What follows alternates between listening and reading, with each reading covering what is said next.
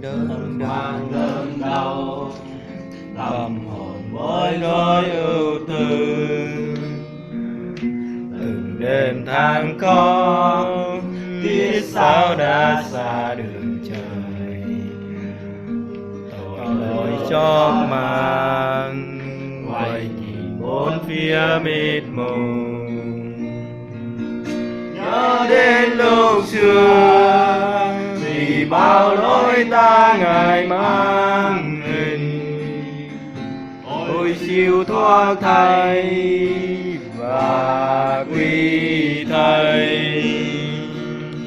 Vì tâm tuôn ra chuộc bao lỗi ta vẹn tâm tình, hay ta có chi dâng hiến ngài.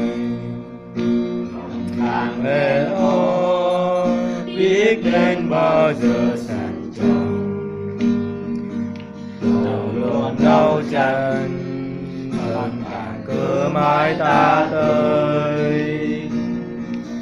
Vào dòng tố của gian nghĩa được dự sống, tìm đạo cứu ân nơi người ở dưới gầm trời. Nhớ đến lúc xưa vì bao lỗi ta ngài mang hình, ôi siêu thoát thay và quy thay. Huyết tâm tuôn ra chuộc bao lỗi ta vẹn tâm tình, nay ta có chi dâng hiến ngài. Ngày toàn màu đến tiếng Giêsu đang nhẹ khuyên, đời ta hiến con xem dùng biết bao tuôn ra. Ruột vào thôi chết thay con như là thuyền, đừng nên nhớ mau điều bước đến quê nhà.